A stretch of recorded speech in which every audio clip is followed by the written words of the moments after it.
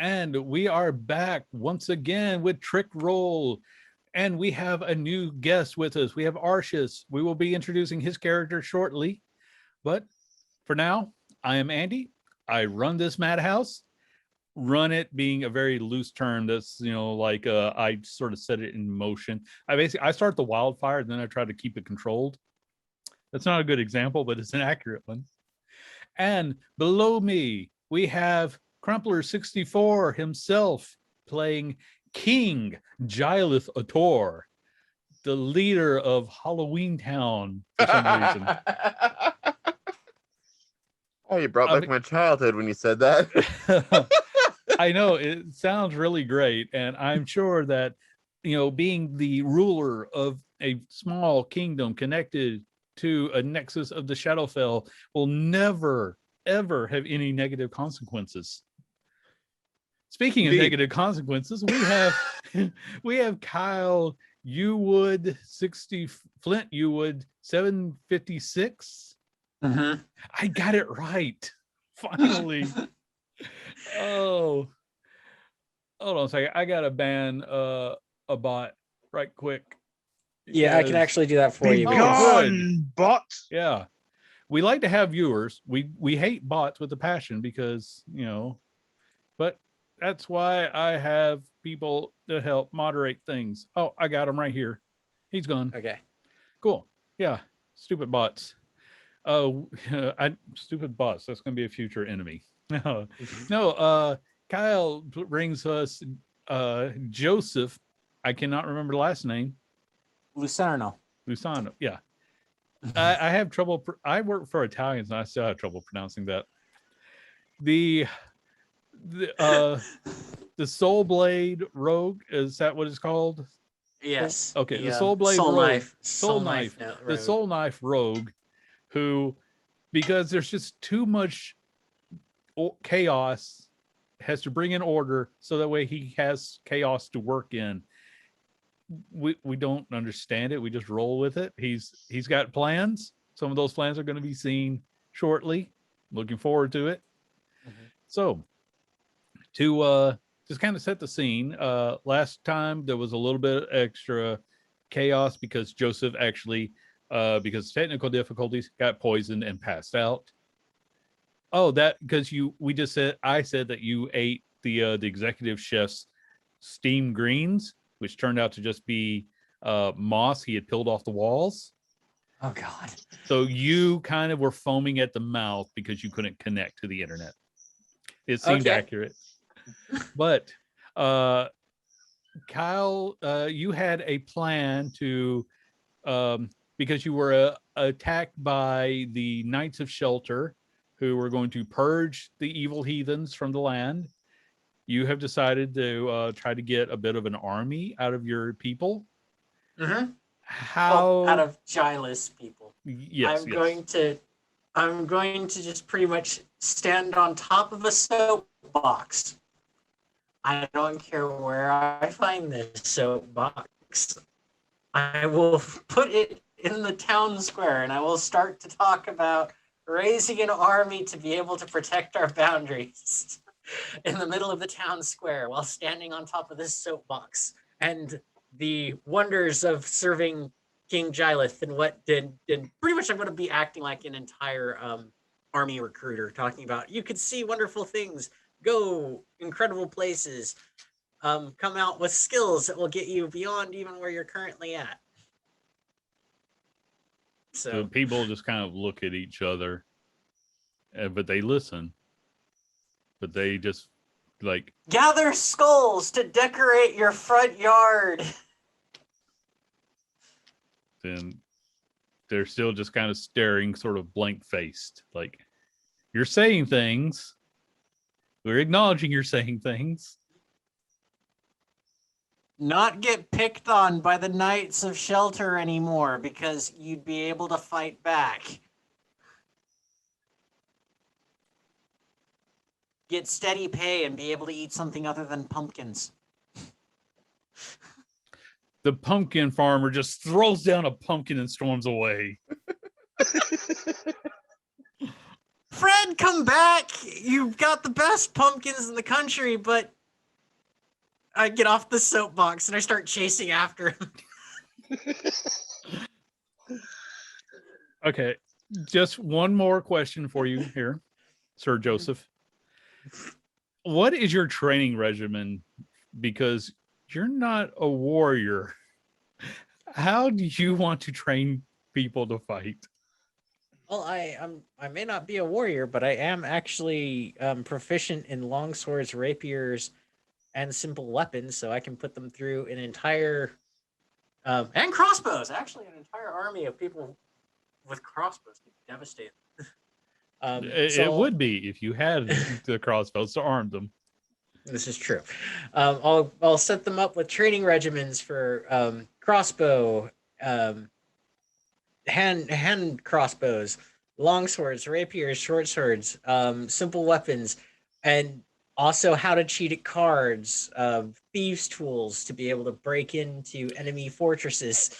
You do know you have a whole bunch of farmers right now, right? Do you tone it down to just what is the first training thing you do? Because it's just you. You're the only trainer. And you've got, let's say if I find a D100 right quick. Oh, I got my giant D100 right here. Let's see how many people you have available. This is why do you roll a 1? Why do you think the last episode Giles signed off on the idea until it was complete?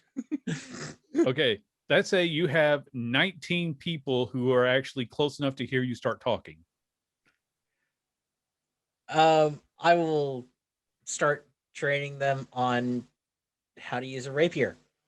Okay, so basically you got a whole bunch of people who are just taking turns whacking each other with a long stick. Yep. Okay. And they all have to share the stick.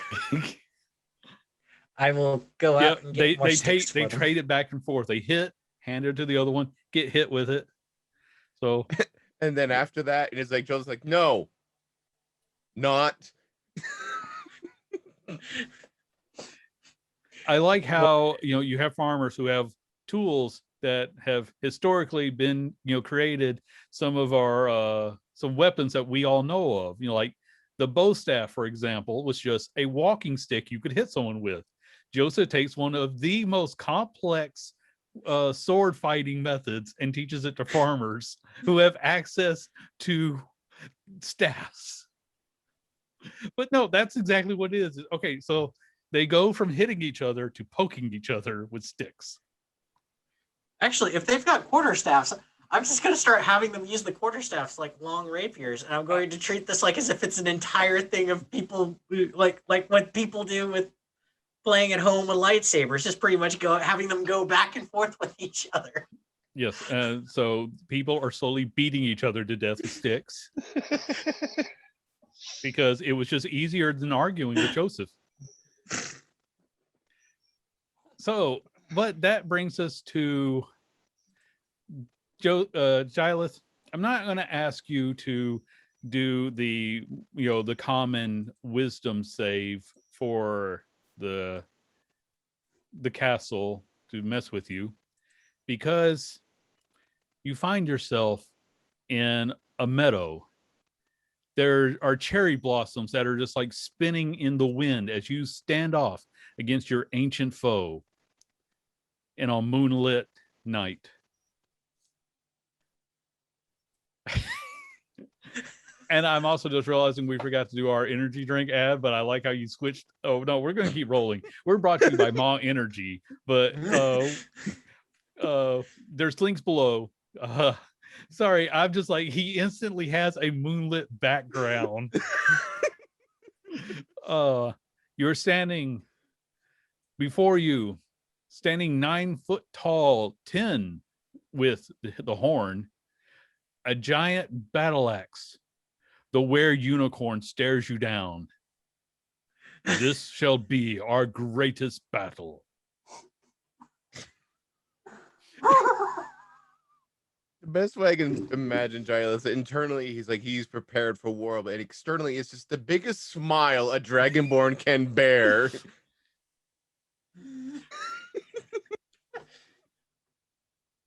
Oh, let's do this right. Give me an initiative roll, and I'm gonna go ahead and tell you, the Were Unicorn got a natural 20. Guess we got it one. Why does this always just feel so appropriate?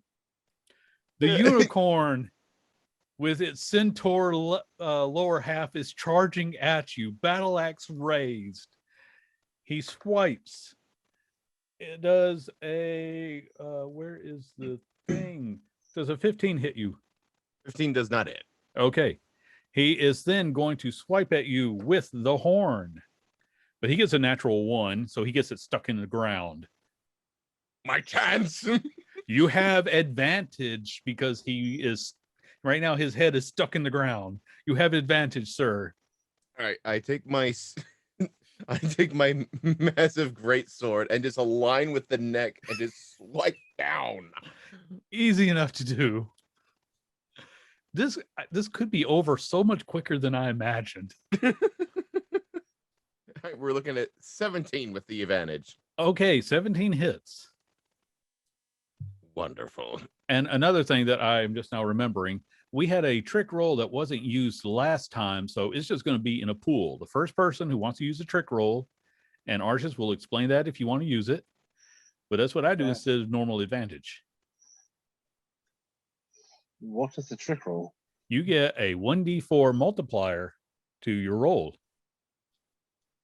And people can buy those for us. And last time it just didn't get used by a guest player, so I'm throwing it into the pool. So the first person who wants to use it. Okay, what was damage? All right, for damage, we're looking at 8 slashing. 8 slashing. Okay. The Were Unicorn finally rips his head out, takes his mighty swing, natural 20 with the great axe. But of course. Yes. So that is going to be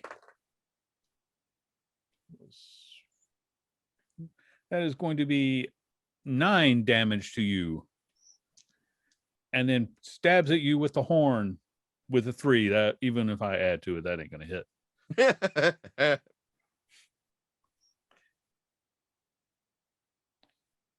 But now got blood coming from his neck, marring the silvery mane as he glares at you. All right. So one question I failed to ask is unicorn, is it all in all fours or is it standing on 2 legs? I'm going to say in this particular form, it's a centaur body, lower body, but then the humanoid half is still coated in silvery fur with the horse head and horn. Oh my god, that's horrifying. Yes. I really toyed with different appearances, and I think that if we ever use the Were Unicorn again, it will be able to shift between all the various forms. Oh my gosh, that's beautiful and terrifying. Anyway. It could have been worse, but right. I toned it down just a little bit. Right, so now Giles is trying to swing more in the abdominal area, wherever that would be on this body. It's a wide target. Yeah, exactly. It's just like we're not gonna try and figure out the anatomy of this thing too much. Question: does it have 2 6-pack? 2 sets of 6-packs? Oh yeah. It's basically like you just went to the liquor store and there's a whole thing. There's just 6-packs galore. Okay, I'm rolling to attack the Aboriginal. It's 17. 17 hits. No, aberration. Oh my god. Oh, Aboriginal. I hate you. Anyway.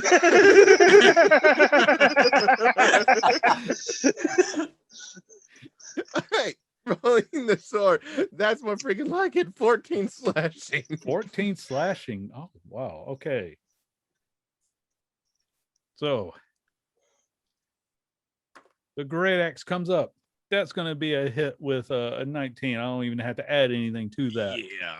So that is going to be, only 3 points of slashing damage. Here comes the horn. That's a 13, so that misses. Your AC was 15, right? AC's 18. Oh, 18? Okay, then yeah, that missed. All right. Starting to foam at the mouth because he just can't hit you hard enough. It's at that moment that Giles starts to really smile and just, to the best he can, aims for the face, and then he's going to use his breath weapon of lightning right at it. Oh, and that's a dex save? Yeah, dex save, DC 12. A 5 on the die. There's no way that can become a 12. So, yeah, lightning straight to the face. What is the damage there? That's gonna be 8 lightning damage to the face. Oh, man, this is going quicker than I thought. One day I will find a way to properly challenge you, sir. I thought a were-unicorn would be a good one, but no, it is just not Andy, it's working. as if I heard that phrase before in a previous campaign. I know. All right, so You comes can't down, take that. comes down with the axe, but the lightning to the face has obviously affected his vision. He misses you. Then he goes in with the horn again, but this one's only going to be a 16. Like, stand still.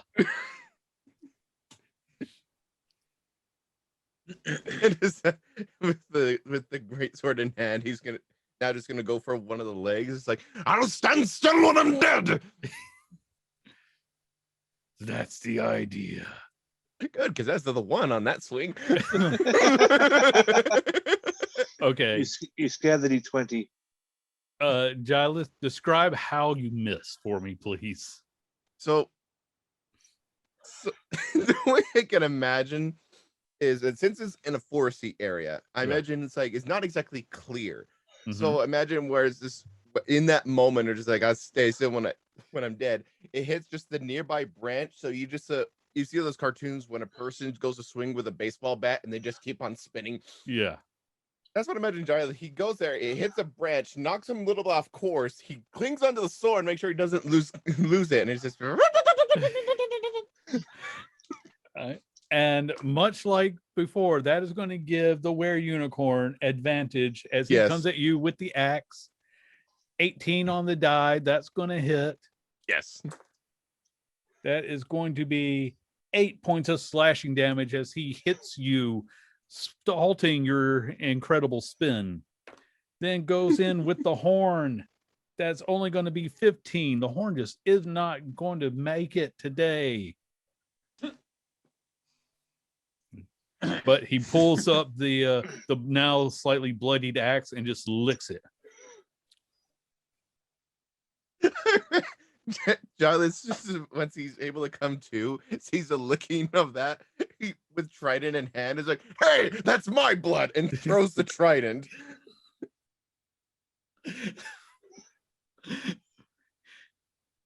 You made me bleed my own blood. That's another one. It's only going downhill. This is perfect.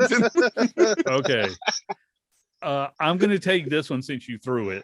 So the trident comes down, but he like jumps up and he's somehow balancing on the tip of the trident as he now jumps off of it. Giant axe from this gotta be like 1,800-pound horse, man. But he is going to, he's going to bring that axe down on top of you. Going to be another 8 points. No, sorry, I did that wrong. That is 12 points of slashing damage. Nice. And then here comes the horn, but no, the horn misses. I'm going to use the horn first next time because he just missed with that altogether. Like, soon I shall be the ruler, and you shall be, well, probably dead. I didn't think this line out when I started it. Is at this moment, using my bonus action second win, he just kind of warrior pounds his chest. All right, he gets back 9 hit points. Okay. And just at this moment, he just gives a cough. At this moment, he's gonna keep his mouth shut. As he feels like, whatever's messing me triggers when I talk. So I'm just gonna swing. Not a bad plan. So he's swinging with the great sword, and that's a dirty 20 on that swing. Okay, that hits. This realm is listening to me. Time to shut up and swing. All right, we're at 13 damage total. 13. Okay.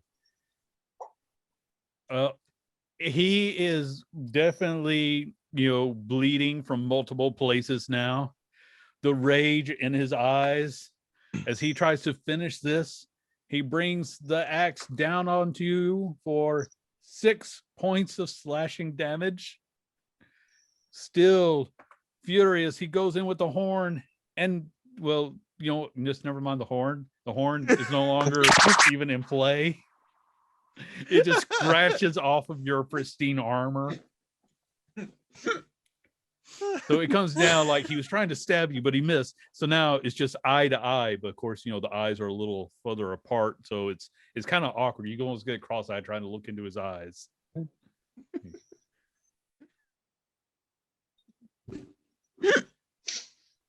I just gotta do my day and I can't stop joyless. So This is the moment we wait for. I look at my inventory and I remember I have Ashes of Friend, which I remember we got from the Lich when they said it died after an accident. Yes. So I imagine he takes a bag, since there's looking eye to eye, push ashes right in the eyes. Okay, I feel like that is a dex save. Yes. Let's see, that would be a 15. I feel like that is just enough that he's had to like jump back from you to avoid. But I think it's good enough that, like, I already gave him disadvantage on this, but it's still good enough. I'm gonna have him coughing a little bit, so it's gonna affect his next attack. Okay. So he's had to jump back. Not blind, but but he is coughing a bit, and we're gonna give him disadvantage on this attack because that was just a fun thing to try. So you don't know if he was trying to swing at you or he's just trying to create enough wind to clear the ashes from the air. But the attack came nowhere near you, so he's like, I'm just trying to create some wind. That moment just Charlie goes, allow me to join you, and he just makes him a backswing with the great sword. Crap, this is where the one comes back. Never mind, that's a 21.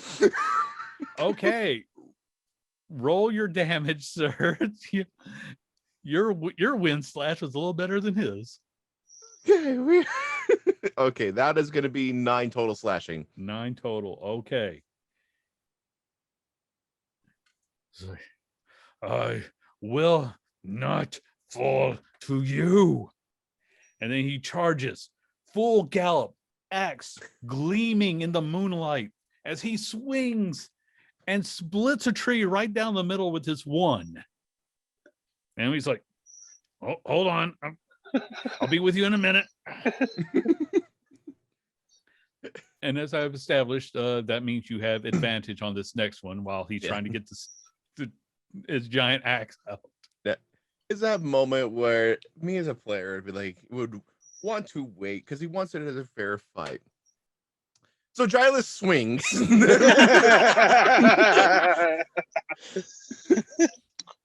So we are looking at a 25 total on this swing. Giles, how do you bring down the were-unicorn? I imagine he remembers where he first hit, and he finishes that hit clean through the neck. Okay, so you just, I want to picture this as like, go using the baseball reference. You spit on each hand, get the grip. You're just winding it up. It's like, hold on, I'll just be another minute, and then, and that's when the head falls as the body pulls the axe out, starts to turn around. It's like, oh, I'm dead, and then. So Giles, you awaken in your bed, victorious in dream battle The castle is securely yours. I don't get to do any sort of repercussions for losing this Yep. fight. I don't Yep. know what those repercussions were going to be, but we're going to say your victory means that the pantry has been restocked with meat. Nice. And I just imagine like Jyla just slowly comes to, then as he's just kind of trying to get out of his bearings, he just sees like kind of like a little vision or something. Then as he kind of rubs his eyes, you sees just this weird spectral creature going, "Welcome back, my king, and behold, the ways of Ma energy have been on your side." I can't see. Am I holding it right? About 10 degrees to the side. It's fine. Yeah, there you go. Behold, as we have loosened, we have brought forth there our you go. test of our champion, and we seem to be worthy. Not only is your pantry restocked, you will also have our supply. With our code down in the description, you should have your own Ma energy. But you, my king, you have the power of the Ma. And it just dissipates. Thank you for that, sir. Yeah, it's just there, like before he's like, "Oh, I'm getting his parents," but now he's just like curled up in the blankets. Okay, get time for breakfast again. So it is after breakfast that day. You know, it's Gileth and Joseph. You're in the throne room when suddenly there is a clap of thunder, and a man in dark purple robes is standing before you. "Heroes, adventure awaits," and he opens up a portal. I just stare at my bacon and eggs and then look at him and go, "Can it at least wait till breakfast is done?" Oh yes, I'm a little early. You can finish eating. Starts eating slower, just staring at the guy. Like this is really inconvenient right now, man. As you start slow eating, Giles just poking his head through the portal. What's in there, Gileth? What do I see through the portal? Okay. You know how I've described Evalia as like someone had toned down the saturation? Yeah. Well, what you see is a place that is someone has turned up the saturation. It's brightly colored. There's flowers everywhere, bright sunlight streaming on the corpse that has fairies just swirling around it. It's just that moment, still like Giles just immediately just poke his head back with trident in hand, pointed at this cloaked man. Is like, "You got 2 seconds to explain yourself." Adventure awaits. Sets my empty plate down and just starts walking into the portal.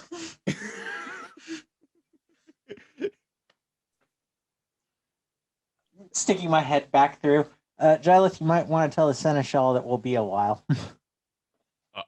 All right.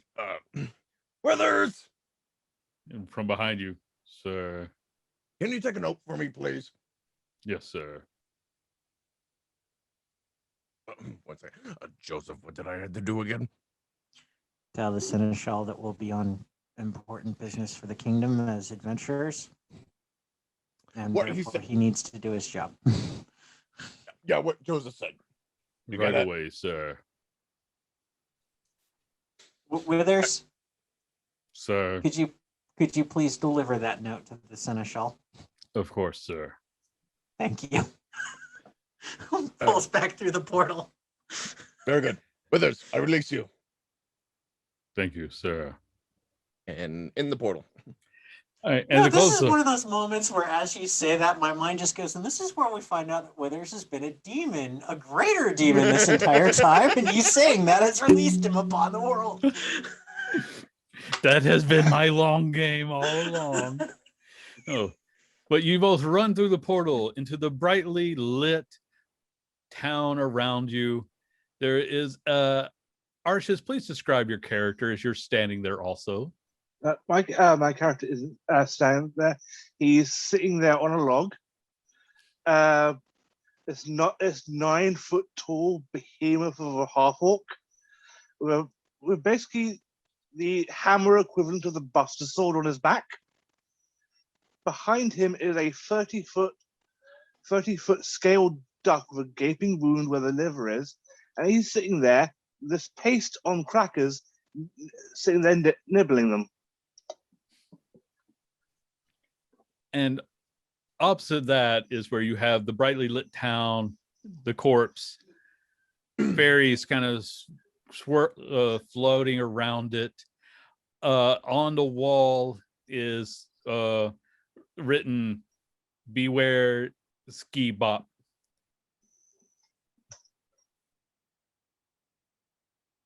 I just imagine just Giles just looking at this scene is an absolute awe, and just like, of course, the trident is still in his hand, and he's gripping it really tight as he sees a possible worthy opponent, but he stands ground because Joseph is nearby.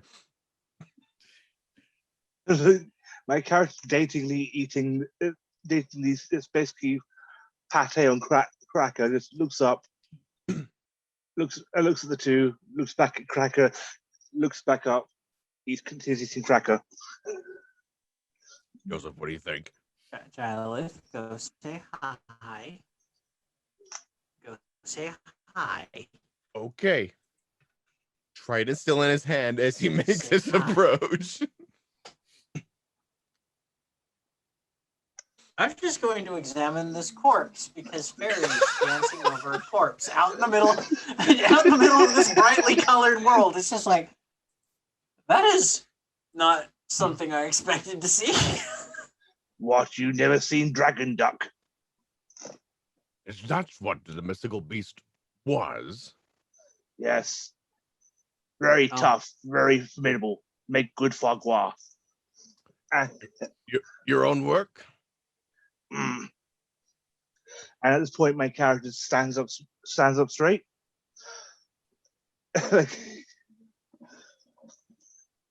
Greetings. I am Orc Fangnar. Greetings, Vanguard. I'm Giles.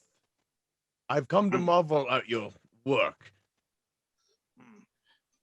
I will be, when I get a chance, I will be dissecting it soon. Oh, Do you require assistance? Yeah, that would be most appreciated. Giles just takes out the massive greatsword. We might need this. Which actually is the Buster Sword. I just didn't want to call it that for copyright reasons. I call it the stupidly oversized sword. And my character basically pulls out a section of cooking utensils. I got one for you, Andy. It's the SOS, stupidly oversized sword. I like it. Right, so I imagine it's like Giles tries to find a good section to dissect. Fangnar pulls out basically a blueprint, and it shows basically a anatomically part where to cut. My word, have you studied this creature? It is. If I was Ranger, it would be my favorite enemy. I see. Wow. Wait, are there more of these? Yes, many. All right, dissection begins. I guess I'm going to need to get some quackers then, huh? My character reaches into his coat, pulls out a brand of crackers called Crackers, hands them to Jacob. Right. Since I technically have blueprints, I imagine this counts as a help action towards this check. Yes, it would. Here, you got this. Look, Natural 20 with advantage. Oh my god. I can't believe it. The way I pictured this, and Giles, of course, you can't override this because it is your 20. You take the sword, and it's like a battle stance, but then you just switch the grip slightly, and suddenly it's like you're using a scalpel to carefully and perfectly cut this massive beast into edible selections. Yeah, like going off that idea, I imagine he's like, Like, very carefully. Fangnar looks at you and admires your handiwork. Good job. Couldn't do better myself. Yes, of course. Anything I can do. Buzz off, fairy. Anyway. Speaking of which, Joseph, which of the corpses were you inspecting? Whichever one was like nearest and like able to be gotten to, because I'm just like, Well, this is an unusual scene. yes, there is, the dragon duck, but then there's also the human. I'm gonna check out the human. Okay. It's just like, why? Sure, give me a quick investigation check just for the details you might pick up.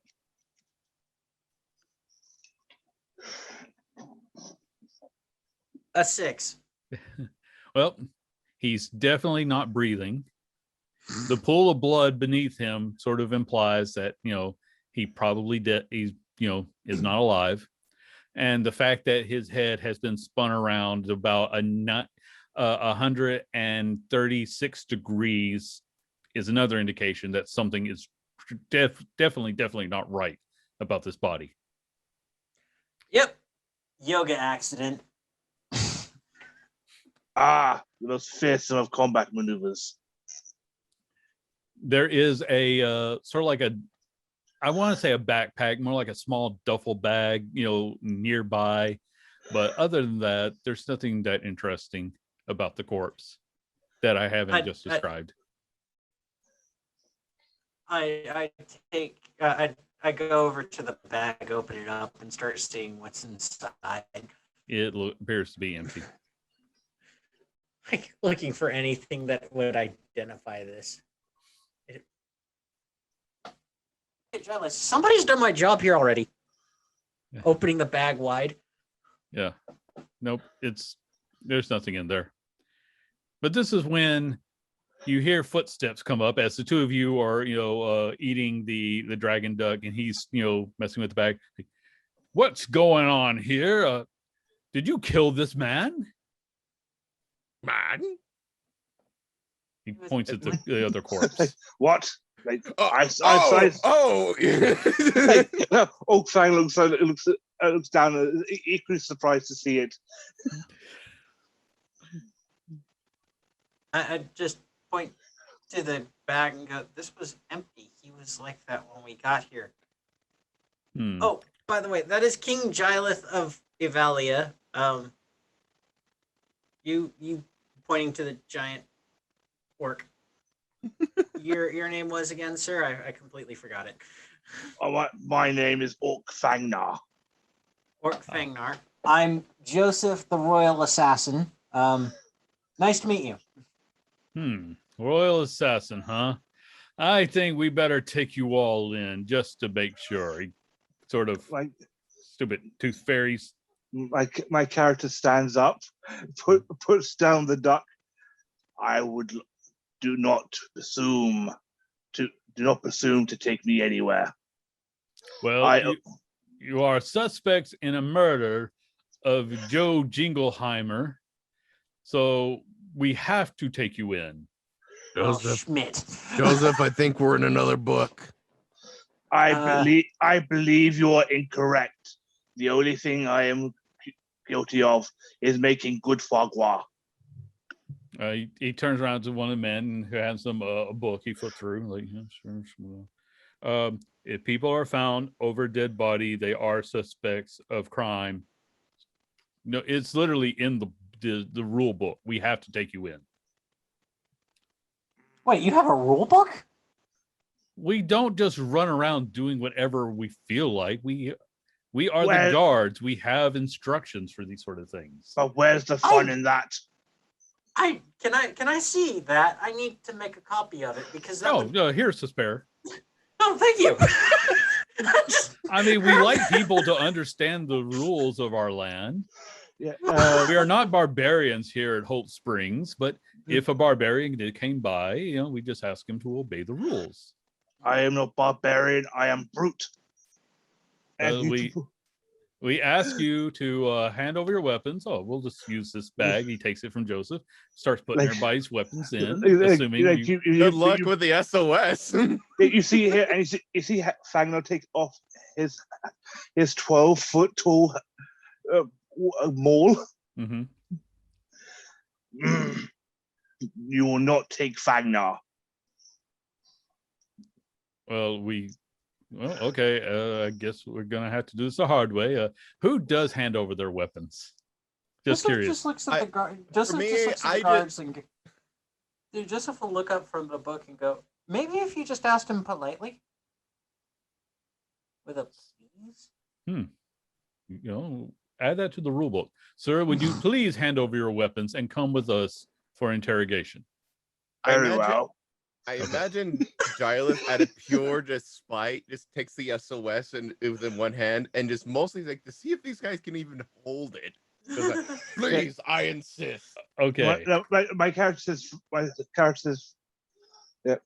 Fangler looks down, says fine, and drops and lets go of the hammer to fall down on them. Okay, I've rolled and they got a natural 20. Now, because it's you guys, I am going to say that they work as a team. So, like, 3 people grab each weapon and they slide them into the bag. I imagine Joseph. No, sorry, not Joseph. Giles has been so fixated on this one guard, he forgot the 2 others are just like behind him. As he just goes to hand the sword, they just go and just have this all overhand as they go into the bag, and is like, Yep. Should have thought you were not alone. Dang it! Fangler looks down at the bag and is impressed. Is that fabled bag of dragon duck holding? We just thought it was your bag. You were holding it. It's just convenient. No, it was. No, it was, no. Oh, Joseph will indicate where the bag was in relation to the body. It was there. I was looking for identification papers inside of it, thinking that it was this. If I'm just looking, are they actually physically walking into the bag to put these swords away, or is it just like sliding into the bag? it's just sliding it into the bag.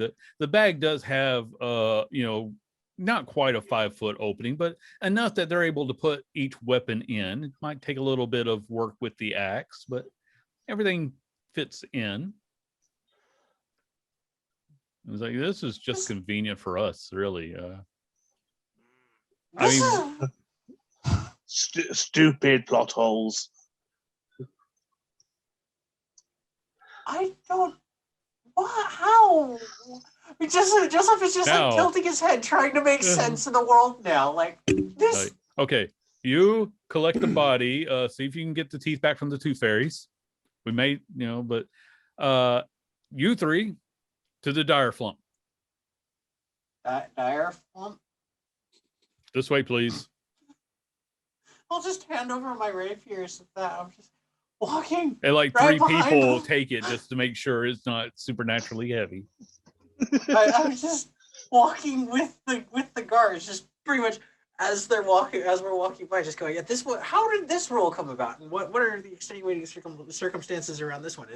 Like as if I'm trying to figure out the ins and outs, not as a rogue, but just as somebody who's like, this would be really good to implement for another kingdom. So they march you through the streets, and it is a beautiful town as children are playing. There's fluffy cotton candy that's just floating around. Giles, you keep an eye on those. They are not trying to devour the children. The children are, in fact, devouring it. And then they take you through to the prison, and then finally into a pit. Okay? Into the pit. Magic words for the giant orc. We will return your weapons once you are in the pit. That is appreciated, but not the word I'm looking for. Please jump into the pit. Fangler jumps into the pit. Okay. And they will throw in the bag with your weapons. like you see Fangner grab his hammer and start stroking it. Sorry for leaving you, Fangnar. Joseph will just do a flip down into the pit. Okay, because you said that, it has to be an acrobatics check. A 10. Okay. You managed to take the fall really well on your back. So you don't hurt yourself, but you didn't land on your feet. Just Fangnar kind of stretch out, acting like as if I meant to do that. You sleepy too? I always get sleepy after good fogwa. Nah, I always get sleepy after investigating murders that I don't really understand. But then, meh. Like, you should do what I do: solve them with hammer. All problems can be solved by big hammer. Gileth, do you just hop into the hole or do you go fancy? I imagine he's already in there. It just was like, as they're just having a discussion, it's like, surely this man has a way of true philosophy as a warrior. I think, Joseph, if you're looking for possible recruitment, you should talk to him.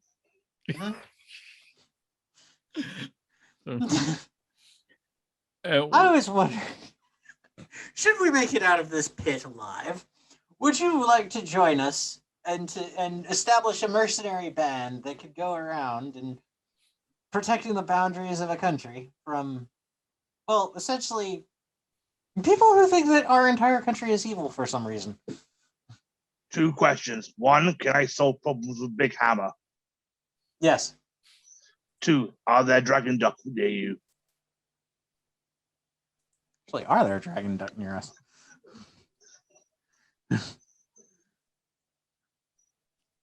Survival. I got a 3 on survival. Oh god. You're still trying to wrap your head around the existence of the dragon duck. I don't fully know. We've only been there for about a week, and Where are you from? Evalia, Hmm. tiny country known for its pumpkin spice lattes. No, I do not know such place.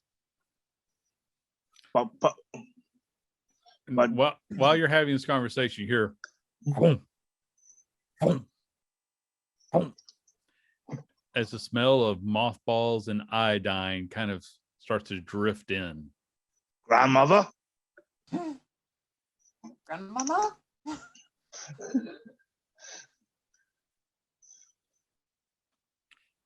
And you see coming from a cave, large purplish tentacles are starting to come out. As slowly I don't know if you've ever seen a flump as players or characters, probably not as characters. But feel free to take a look at them on D&D Beyond real quick, because this one is much, much bigger. my character looks around to make sure there's no Japanese schoolgirls. There's no what? Because of the tentacles. Oh dear lord. No, it's like this one is a good 6 feet wide, the circular mushroom-like body with small tentacles coming out, eye stalks that are looking at you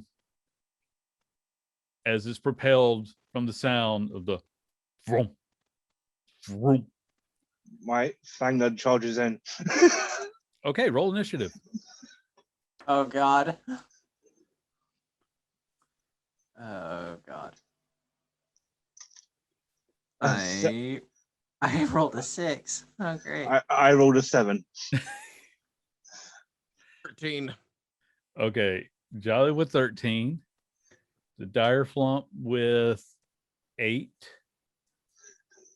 Fangnar with 7, and Joseph with 6. Wow, okay. Gileth, the giant flump smelling of iodine and mothballs is drifting towards you all.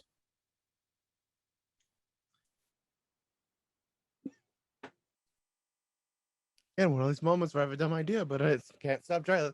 So I imagine he will just close his book, present arms behind his back. He's like, "Oh, are you this mystical flump they told us about? What is the procedure here?" Okay, Hit it with big hammer. Gilith, the tentacles began to wrap around you. Mhm. I feel like you do need to make a save. What do you want to present to the flump with this? The way you're standing there. I imagine it's just he's just replaying the events when he entered. He's going through the portals, seeing Mhm. the creation. So he's just replaying the very recent events in his mind. Okay. With all of that, as the dire flump wraps you up, you feel a soothing relief just flow over your body. Like all tense muscles are loosening up, and the smell is changing to that of freshly baked bread. As Giles kind of relaxed, he just gives a very weak thumbs up. So good, guys. That is the dire flump's action. So, Fangnor, Hammer down. as in you're putting the hammer down on the flump, or you're setting it down? Yeah, you gotta be Because with specific. you, I really feel like I need to ask. Like, has anyone told Fangner that this is not someone we should hit with hammer? Gilith just gave the entire thumbs up, and he's just like, "It's all good," while looking like And as if he was smell of stoned. sweet, So. freshly baked sweet bread is replacing the iodine smell. Fangner, stop. Okay. Like, is confused. Do I not hit with hammer? Do I hit with hammer? No hit with hammer. You see a physical look of disappointment on Fangner's face. And Joseph, what do you want to do? I'm just gonna walk up to the flump and start stroking it, giving it the entire layout of my mind when it comes to how we came here. Okay. And likewise, you get a tentacle wrap around you, and you get that same healing feeling going on, except neither of you were actually hurt yet. So, just the aches and pains of the day kind of wash away. The guards from up there, like, the dire flump has proven that they are not evil.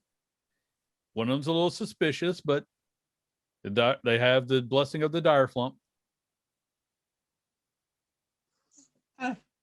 As soon as we're just like not up in the air anymore, I'm just gonna look at Gilith and go, "We need to get one of those, or at least our kingdom's equivalent of one of those." You'll get on that.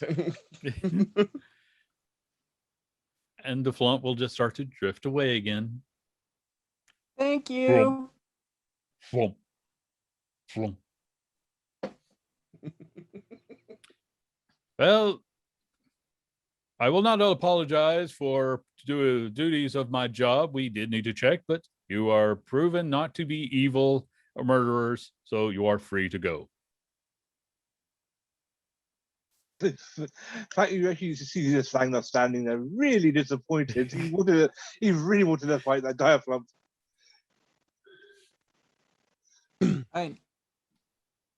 So, this guy's name was John Jacob Jingle, right? Yes. So, was there anybody who didn't like him? I can't think of anyone who had any problems with him, but I mean, it's not like he's the first murder we've had this week, so we'll just have to add it to the list. you've had multiple murders? Yes, that's why we were very suspicious of you. So, John Jacob Jingleheimer. No, just Jingle. John Jacob Jingle was the kind of guy who, like, normally when he would go out, people would shout out his name then? Oh, we don't have a whole lot of shouting here in Hope Springs, but he was a good person. Everybody seemed to get along with him for the most part. Could you take us to the scenes of the other murders? I don't know why that would concern you. You're strangers here. We don't just go around showing people highlights of murders. That would be a creepy thing to do. But possibly good tourist attraction for goths. Yes, but we are not a gothic city. We are a very bright, candy-coated type of city. Why, we even have a candy mancer. That possible for pastoral goths then. Yes, so we'll keep that in mind for any goths we meet. Well, we come from. Well, Jarlath is the king of the land of Vivalia, and myself being his royal assassin. I think we might be able to help with the situation as an ambassadorial extent towards yourselves, but as well, we kind of have experience with the, murderous and. Well, do you mind if I ask what you're doing here? Because we don't know Lavalia. We don't know of anybody that country being anywhere near here.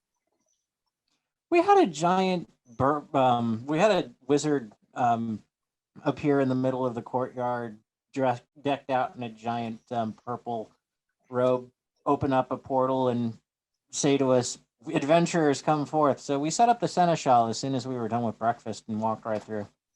Oh, a wizard did it. Why don't you just say so? Yeah, Right this way. Same here. Most irritated. Just finished epic battle with Dragon Duck. Anyway, yes, a wizard did it. Come right this way. And they will show you a couple of more bodies that are broken in bad ways.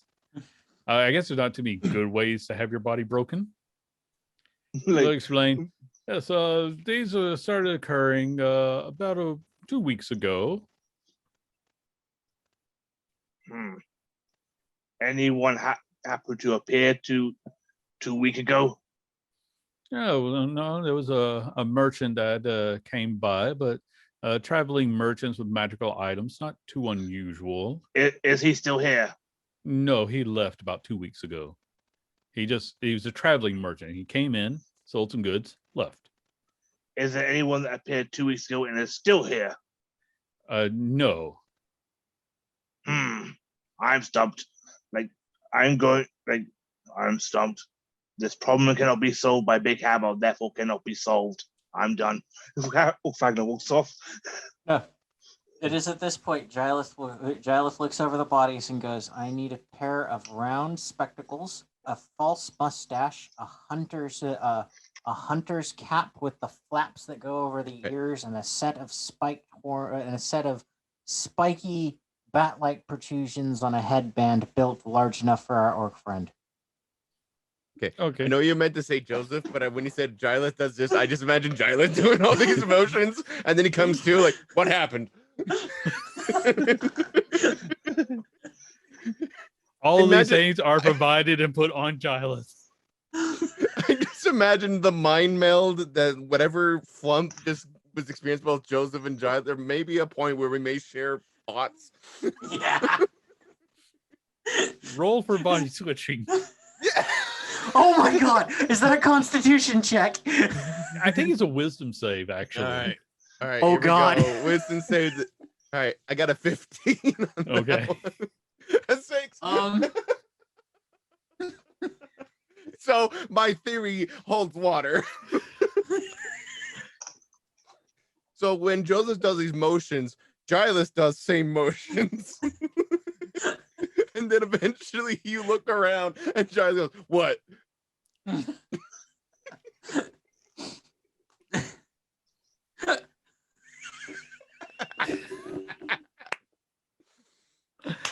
Sorry, it's a side effect of the dire flump. Yeah. Sometimes minds meld. If minds were scanned within close proximity within a short period of time, side effects may include. This happened once with the identical twins. We never figured out how to put them back. Oh. Fortunately, Susie and Susan were fine with it, but That's terrible. Well, Gileth is just my brother from another mother, so this is going to be okay. Yes. So Joseph will leave the hunter's cap, deerstalker, really the deerstalker cap on Gileth. He'll put on the false mustache and the spectacle on the glasses on himself, and he'll put the headband with the bat-like ear protrusions on top of Orc, and he'll just go, "All right, the adventure has begun." We will not stand in your way. If the order of old wizened mentors sent you, it must have been for a reason. Indeed. It is at this point Joseph will twirl his mustache and go, "My little gray cells are peaked," and he will start to investigate the bodies. 17! Actually, because you put on the mustache, you get advantage on that. Oh my god. Chance for crit. Chance for crit. Chance for crit. Aw. 17. Okay. So the bodies have been like broken, like snapped in uncomfortable ways. Again, there's no comfortable ways, but they've just been like cleanly snapped and twisted. And they will bring you some other notes from each crime scene. There was first one where the Joe Jingleheimer had written out "Beware Ski Bop," and apparently there has been some similar noises connected to some of the other murders. Obviously being covered up much by the screams. There was a neighbor who had said that they had heard some odd noises right before the screaming and the snapping. Was any of this like trumpets and drums set to an irregular beat that would change whenever one particular instrument would take the lead? Well, there were no instruments, but yes, it was an irregular beat. We must fight the scat man.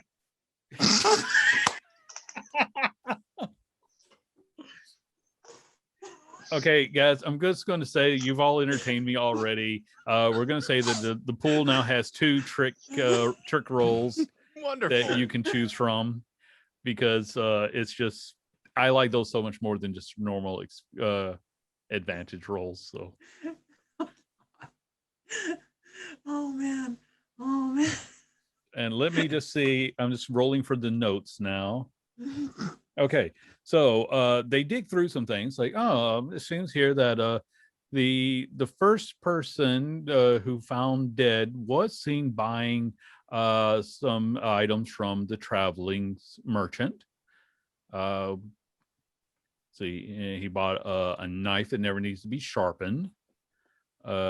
He bought a canvas satchel, and he bought a brownie that smelled kind of odd. You see Fang nodding knowingly. No, are we talking about the food brownie or the creature brownie? I have to know. Both taste good. At this point, out the window, there is like a brownie with legs that's just jogging by while kids chase after it. Like, it was a regular brownie. The Candymancer, he came about 3 weeks ago. Don't worry, it's all safe. He's just been making treats, and the children like to chase after them and eat them. Good, because they're at that moment, Giles was about to do a mental check and make sure he's not melding anymore. Give me a wisdom check. Gladly. That was going to be a 5. For a minute, you think your face is melting, but then you realize it's always been that long because it's a dragon snap. Sorry, is thou what worried about the scary possibility of something? Out of curiosity, you mind if I ask what your 2 wisdom scores are? I'm a 9.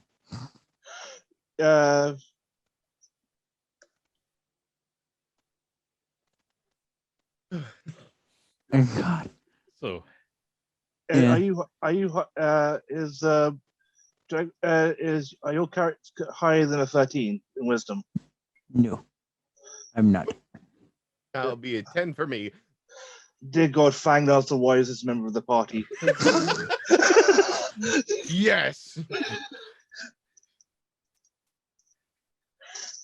Yeah. Joseph is just going to continue to look over the bodies, and he's going to. So what was the items that all of the victims bought from the traveling merchant?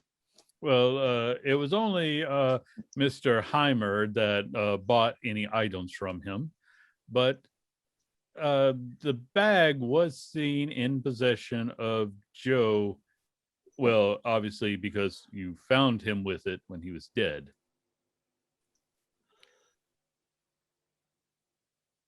I don't know why I'm going to continue with this outrageous Belgian accent, but It's a mustache, man. It changes people. Yes, I used to sound very, very posh when I had mustache. I was very eloquent. and then when you got the beard, you also sounded very sage. And time. We have Broken Crumpler. The moment is in this world, like facial hair changes you. I like to think he's still like, has my face always been this long? Yeah. It's just the way I just imagine just a little kid, like that moment where he grows enough facial hair. It's like, mother, I'm off to the store. Why would the depth of your voice change? My voice has always been like this, even the day I was born. Yes, mother, I require free week. Wah wah. All right, you're the exception.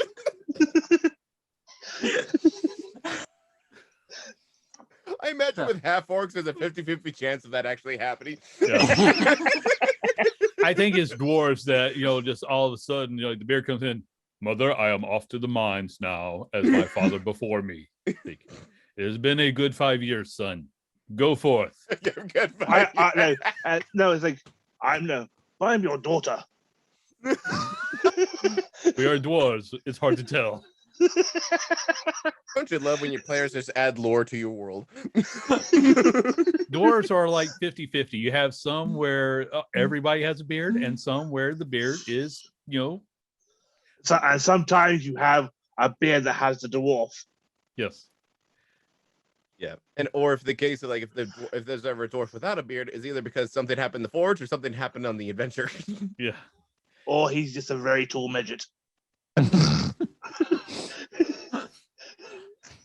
So anyway, do we get any other information?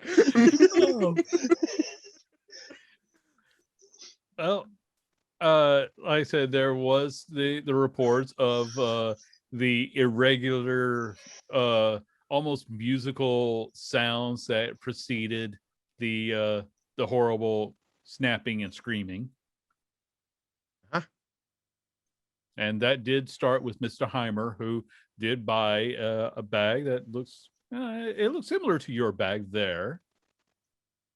That was the bags that we found close by the body, which would make it the best bet that was John Jingle's bag, if what you are talking about is true. So John Jingle murdered Heimer for the bag? No, that would be a bit Schmidt. Schmidt, the second victim, killed Heimer for the bag, and then John Jingle killed him for the bag also? This must be a cursed bag. It's inducing some kind of murderous greed among people. What we need to do is look at the commonalities between each of these three victims. You said that each one had, in the writing of John, there was beware the skidoo. In the murder of the other, there was the odd musical sounding sounds. I do believe that the only way that we can solve this crime is by having a dance-off in the main festival area. This is where you see Fangor start looking and popping. The guards are kind of like, this is very unusual, but if the order of old wizened mentor sent them, then this must be the way to the festival grounds. Yes, this is the way. Gather everyone together. And don't forget, there's always room for hammer time. For my stage name is MC Big Hammer. Well, I don't think that you're compensating for anything with that. But Like if Fangor goes to reach for his take down his pants to actually alleviate that comment. Anyway, they lead you to the festival grounds, and they say, attention, citizens of Hope Springs, we are going to try to solve the recent string of murders with a dance-off. And they turn to you. I will perform my breakdancing. And he begins to dance and hit things with the hammer. bring forth the bards and the minstrels. We shall have them play the sounds and the musical tones very similar to what was heard the night of the murders. And that should call forth our killer. Ba ba ba bo. Ba ba ba bo. Ba-ba-ba-ba-bo. Zip-ba-ba-ba-da-bo.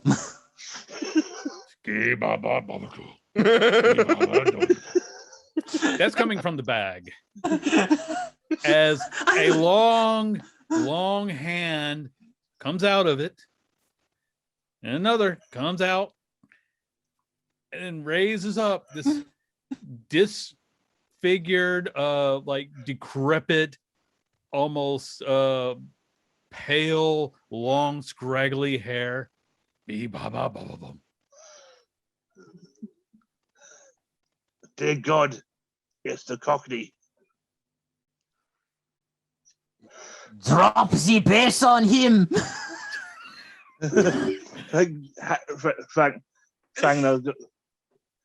Fangor brings up his hammer.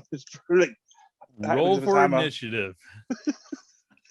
We are officially into the fight now. 9. Okay. Let me pull up the encounter because. Okay. We have a 9 from Fagnar. I've got a 5.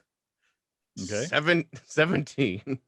Okay, so Gilith is going to be first. Let me double check his. Okay, then it's going to be Fangnar, the Bagman, and then the Bagman. And then Joseph. Gilith, you are up. This world is changing us. I just want to make that comment before we begin. What do you mean? And for anyone who's curious, the scatting Bagman was inspired by Megan Kendrick, and I swore the day I read it that I was going to include this. Let the fight commence. All right, so this is. Oh yeah, I failed to ask. Did we ever get our weapons back? Yes. Okay, good. Want to make sure. I didn't want to be. I go for my. Well, I mean, if you forgot and left it in the bag, well, the Bagman is currently crawling out of it, so I'm going to leave that up to you to choose. Did you claim it from the bag? He's about to. So I imagine he just reaches and grabs a bag and goes, "Give me that!" And then just goes for a swing. Okay. Like, be careful where you grab. It might not be handled axe.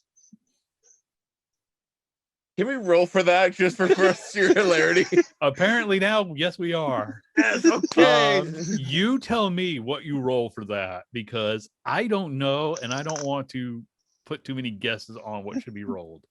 Okay. But We're largely going to skim over the comments.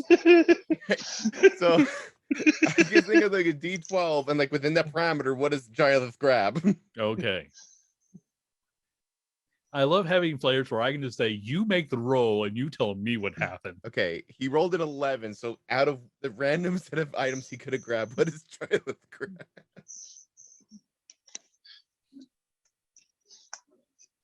Okay. Oh yeah, I should have set the number. Which one is his actual sword? Let me do that now. What is his? Okay. All right. 9 was gonna be SOS. Okay. So with that, he got a hand axe. Okay. So he anticipates this girthy weapon, and he just you'll do.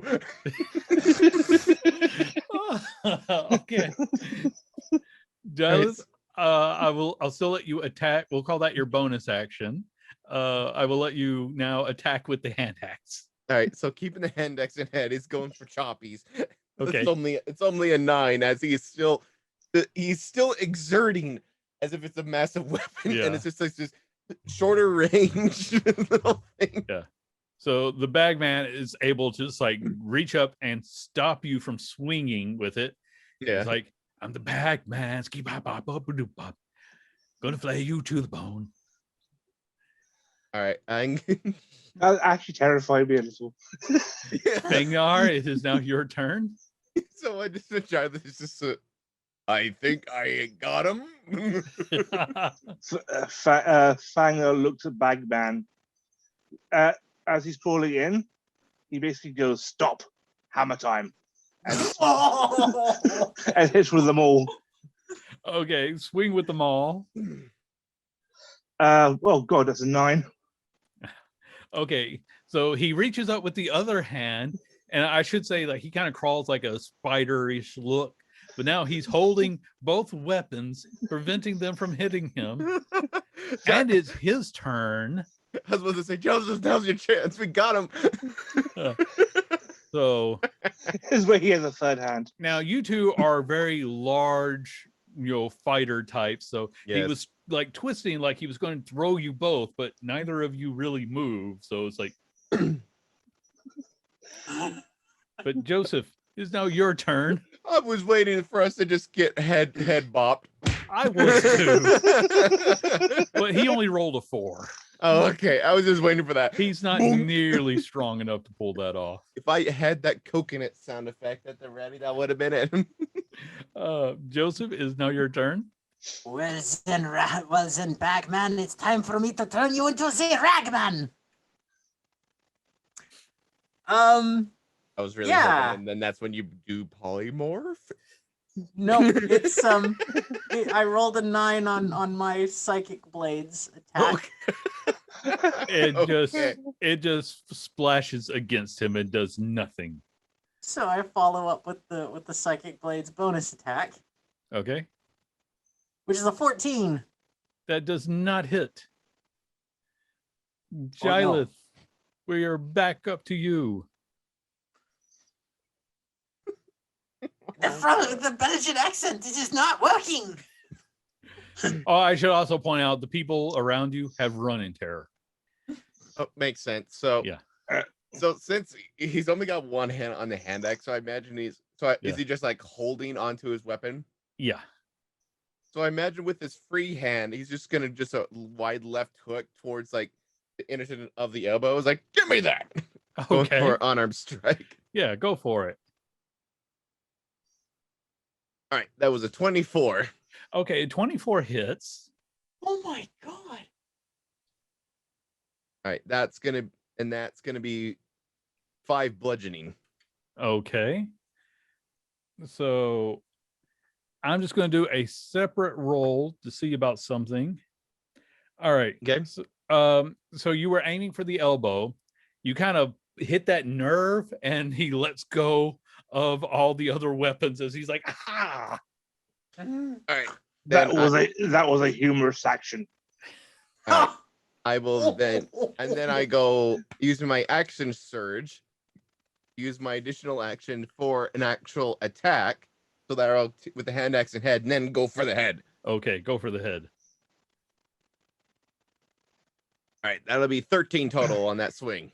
That one misses. And Fangnar, it is your turn. First, don't succeed. Hit it again with big hammer. Okay. 21. 21 hits. Okay, that's 14 bludgeoning Okay, that's quite a and 4 brute force. bit. Okay, so a grand total of 18. Yep. Action surge, second attack. Okay. 26. Okay, that hits. 12 bludgeoning Okay. and 3 brute force. So that is a grand total of 33 damage. Okay. All right. And it is his turn, and you are now the biggest threat. So that is going to be the 8's probably going to miss, but the 21 I assume will hit. Yes. So he Five. is going to do, let's roll this properly because you deserve to get proper damage. That is going to be 7 points of slashing damage. Okay. And Joseph, it is now your turn. Well, I'm only human after all. I just rolled a natural 1. Describe to us how you miss. So I come in with the psychic blades, and because they're psychic, they look like purple light. And as Joseph moves to strike this guy, who I'm thinking the bag's possibly on the ground and he's coming out of it, he misses and he smacks his hand because they're psychic energy blades into. He just leads in with the tip, but it goes all the way down to his fist, smacking into the cobblestones on the ground. Okay, yeah. You do that, and I just want to find there it is. You take 3 points of bludgeoning damage as you crack your knuckles on the cobblestones.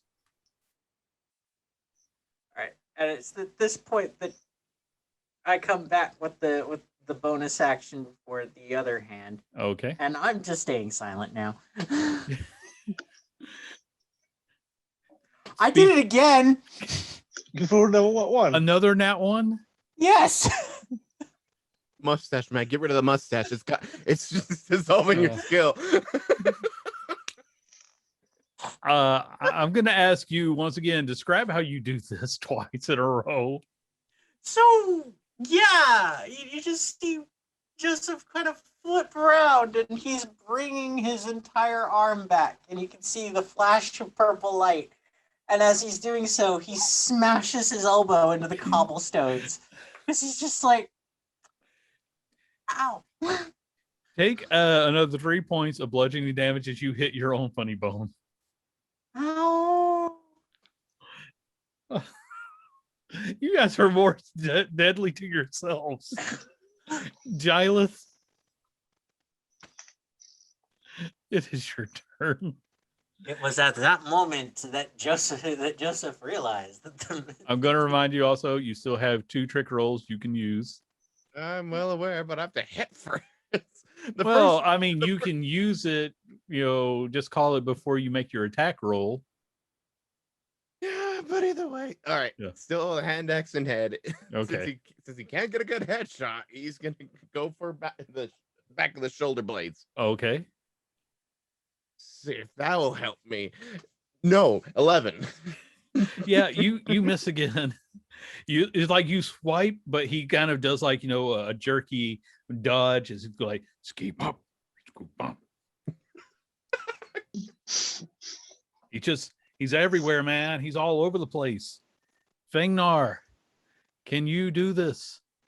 You may ski, but I will bop you a big hammer. oh god. I regret so much. 19. 19. 19. That does not hit. Really? Yeah. Bloody hell. What, you think I'm going to make this battle easy on you? No, I have stats, but fortunately, the Bagman is more of a concept. I can apply anything I want to it. I picked something dangerous. So you swing, but you miss as well.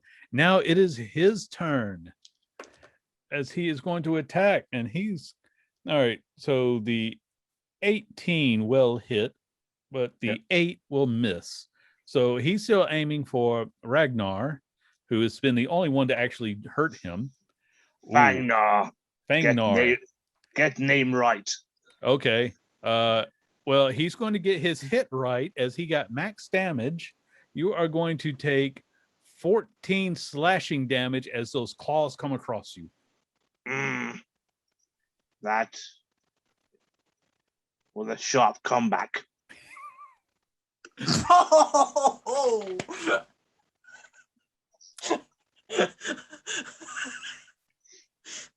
Joseph, it is your turn because I can't top that. I'm just wondering if we should introduce this world to the methodologies of Screamo right now, because of how Joseph has just bashed himself into a literal stone. He's just like, music kills the beast. I will scream it down.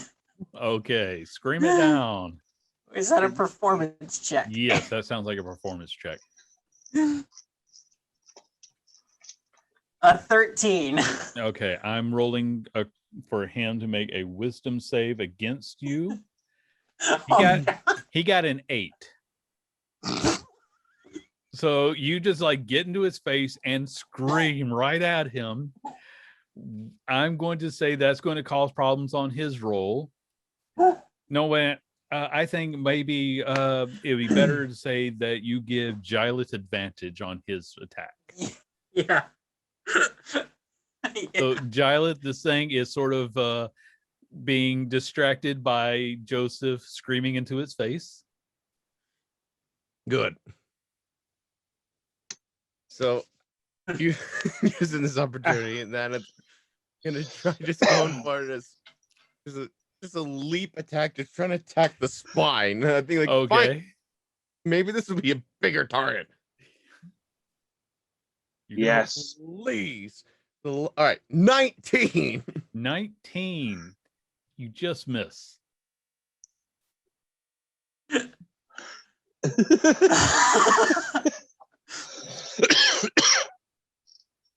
Giles, would you like to use a Actually, you're supposed to have advantage. I'm well aware. I rolled for advantage. Oh yeah, you did. Oh Yeah. god. I mean, Oh, hey, no. if I had picked a slightly weaker creature, that would have been great. But no, I decided that, hey, we got 3 people today. Let's bump this up a little bit. So, Giles, you're not making any kind. Apparently, he must have had some armor on him that is just covered up by the rags that are deteriorating on him. Fangnar, it is your turn. You know, Fangnar is getting a little frustrated. You were getting a little frustrated. Do tell. Do tell.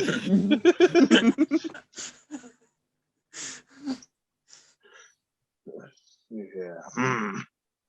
Like Bagman seems to be hard to hit. He goes around with in front of him, puts the head of his hammer down, and raises up and goes 4. Right. Roll for it. We need to get this half orc away from the television. It's warped his mind. 15. 15 misses. I have to. I have my. And the bagman is just going to respond with a 5, 6, 7, 8 as he hits you again. This time only doing 6 points of slashing damage as one of his claws comes across you. Joseph.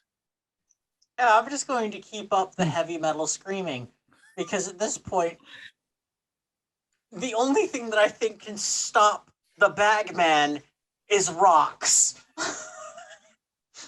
Okay. No, you have to use video because it killed the radio star.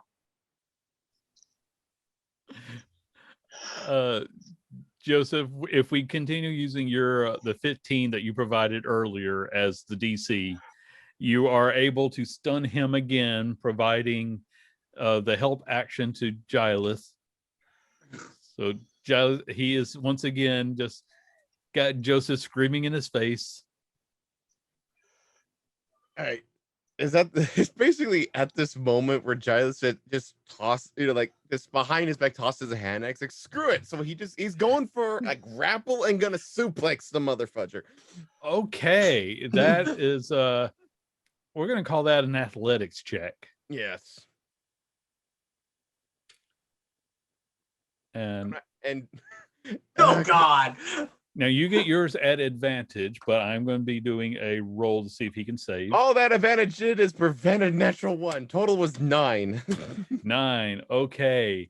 So you grab him and you try to pick up, and it's like, oh, he's you got to lift with your knees, not with your back, because Heat he of the doesn't moment, move. man. Heat of the moment. But I will say that while you are holding him, we were going to apply advantage to Fangnar. So Fangnar, you get advantage on this hit. Fangnar, look, at worthy attempt. Worthy attempt. But I'm going to hit him right in the back. And he brings out his maul. Okay. Fucking 18. 18 misses. And then I'm going to use bonus action second wind. Okay. Because Fangnar is pretty beat up. Yeah. You've been taking a hit. Yeah. Okay. So the bagman is going to switch targets. Max heal. Nice. Yay! But he's kind of getting tired of all this screaming. As Joseph, what is your AC, please? 15. 15. Yeah, you're going to take 2 swipes from his claws. The first one's going to be 8 slashing. The next one will be 6 slashing.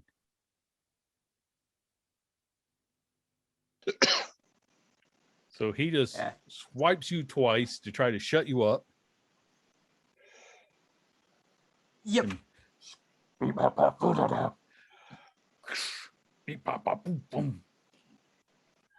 Yeah, it's at this point that Joseph just aims right for the head with his psychic blades and just is like mind numbing. This is just mind numbing. 22. 22 hits.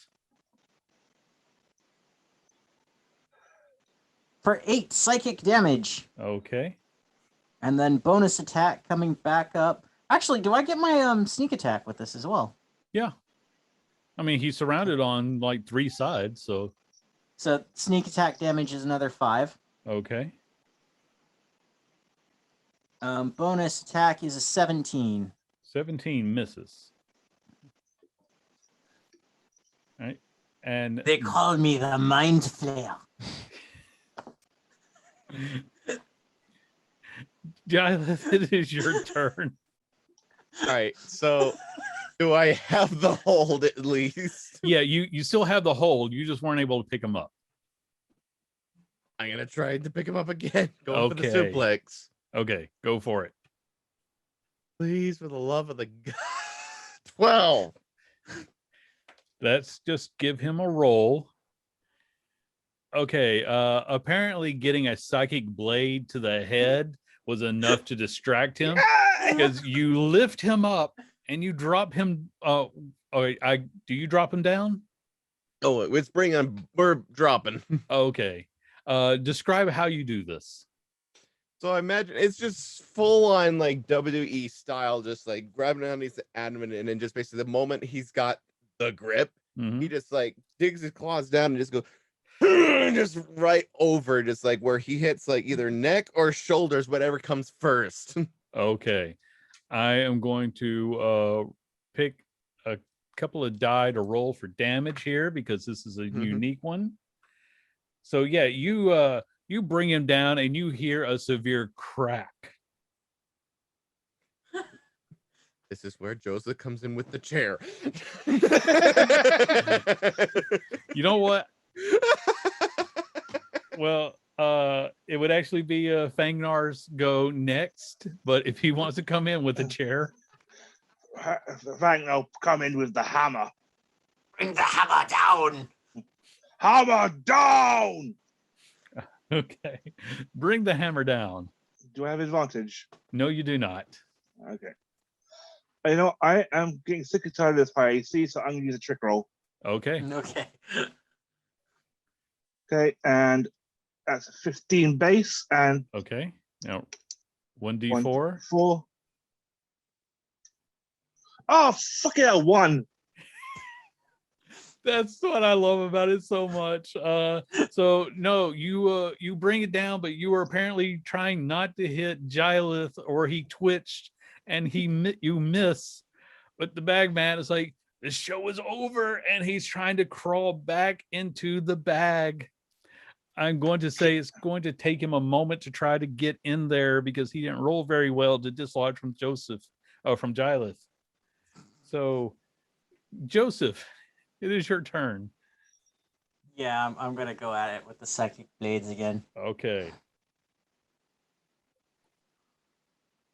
and I'm gonna use a trick roll. Okay.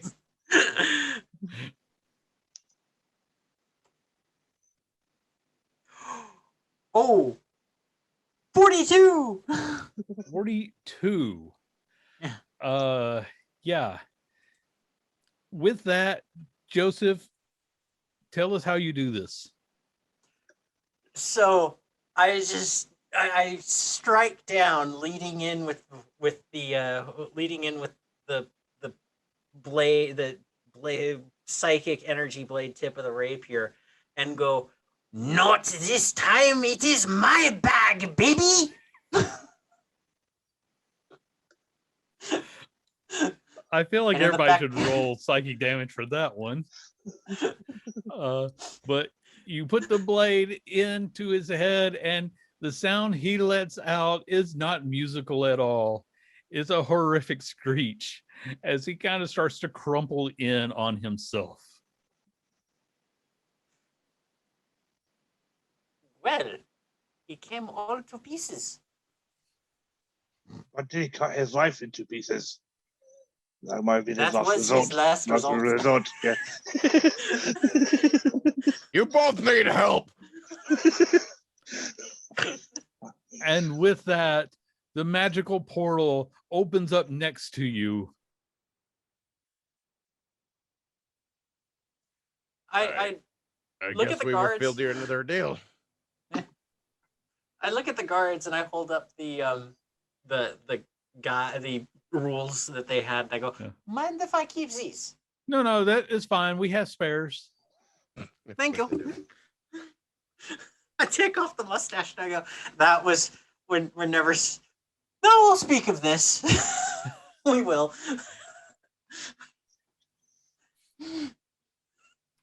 Well, like Fangor standing there, like just looking at a portal, looking at the two of them.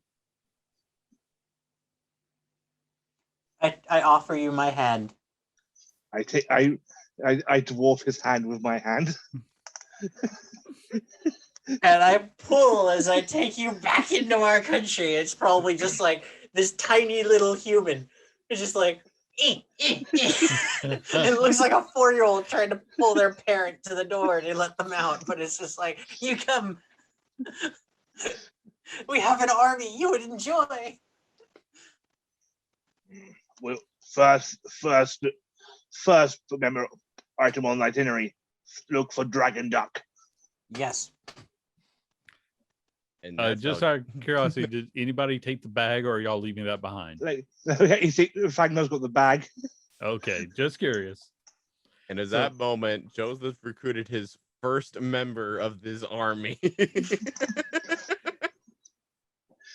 As you step back into Castle Evalia, the wizard is there, kind of leaned back on the throne. an empty tankard of ale, and he's got one in his hand. Welcome back, heroes. And he just takes a big drink. It's obvious, like with the empty plates and bowls, he's just been helping himself to your food. Fangor looks for ale. Another adventure successfully completed. No talking, drinking, then kitchen. I take off the glasses. I come up to the wizard. I put the glasses on him and then slap the false mustache onto his top lip. What is the meaning of this? You are tonight's entertainment, as you have to pay back the king for eating his food. That is not the way of things. I will be in my room. And he storms off. Like, speaking of food, he reaches into bag, pulls out various cuts and selections of dragon duck. Where is your kitchen? Allow me. just picks up whatever of the meat he can carry and carries it into the kitchen. And that just seems like an excellent place to leave off. As much as I would like to see how you interact with the executive chef, we'll save that for another time. If anything, that's how the next episode should start. Yes. Possibly. But thank you so much, everyone, for joining us today. We'll be back for more Trick Roll in 2 weeks. Arshis, thank you very much for joining us tonight. It was a pleasure to be here. I'm so glad that you guys caught on to the scatting Bagman as quick as you did. That made it so much more fun. Yeah, we are men of culture, apparently. Yes. So, where can we find everybody on the internet? Let's start off with Jess. Jess, where can we find you, man? Well, you can find me in various points of the internet under the username Cometh64, whether it be Instagram, Twitter, Twitch, and all those varieties, where even if I'm not live streaming on twitch.tv/Cometh64, where you commonly will find me streaming my own D&D campaign with the lovely Lady Crumps on Sunday evenings, you can also just find me just whenever I can't stream. I post nonsense over my Twitter, and I really hope you enjoy it. And same thing on my Instagram as well. So I'm an entertainer by heart, as described as I went through the void for all this.